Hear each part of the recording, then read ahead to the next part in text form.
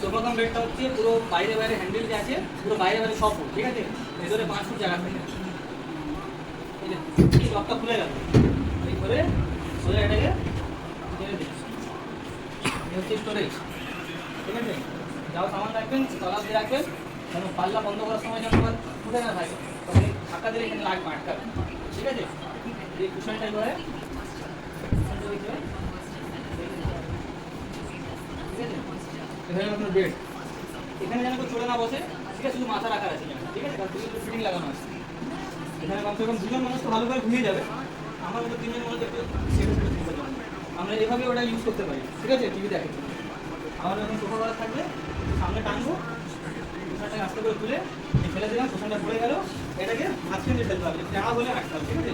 মাঝখান দিয়ে এটাকে আস্তে করে ফেলে এই লাগিয়ে লক হয়ে গেল, ঠিক আছে। দাদা আসুন, এই দাদা সোফা। দাদা আপনার নাম বলুন, অ্যাড্রেস বলুন, কেমন করে যোগাযোগ হলো, কেমন কি লাগবে একটু শেয়ার করুন। আমার নাম উসমান বসু, আমি বিলুয়া হাওড়ায় থাকি আর কি। তো অনেকদিন ধরে একটা সোফা কাম বেড কিনবো বলে আমি ভাবছিলাম আর কি, অনেক জায়গায় দেখেছিও, বাট একটা রিজনেবল রেট আমার হচ্ছিল না বাজেটের মধ্যে।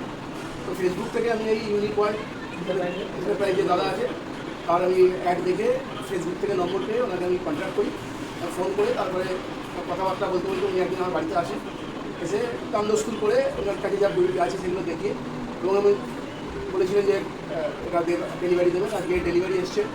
তো আমার দেখে তো মোটামুটি ভালোই মনে হয়েছে, উনি তাতে আমার সোফা কাম বেডের জন্য ঠিকই আছে। বাড়িতে এসেছিলাম, সব ধরনের কাপড়ের স্যাম্পল দেখেছিলাম, কি কাঠ কি কম সব বুঝেছিলাম। তারপরে দাদাদের সাথে কথা হয়েছিল, দাদা অ্যাডভান্স দিয়েছিলেন, বিল বানিয়েছিলেন, দাদা কিছু অ্যাডভান্স করেছিলেন। তারপরে অ্যাডভান্স করে এখনই 1 সপ্তাহ 2 সপ্তাহ টাইম দিয়েছিলাম, যতদিন তারা টাইম চাইলে সেই টাইম ভিতরে জিনিসটা আমি ইনভেস্ট করতে দিলাম, আর ফিটিং করে তাদের বাড়িতে আমি ডেলিভারি করে দিলাম। দাদা ওনারা সব জিনিসটা ভালো লেগেছে, আশা করছি যে আপনি আমাকে আরও এর আগে অন্য মেশিন করে কাজ দেবেন। আর যারা হাওড়া লিলুয়া যারা বাসিন্দা আছে, বিশ্বাস করে করাতে পারে কাজ, ভয় খাবে না, ঠিক আছে। অনেকদিন ভয় খায় যে ভাবে যে কী দেবো না দেবো, কিন্তু যেটা আমি বলবো সেটাই দেবো।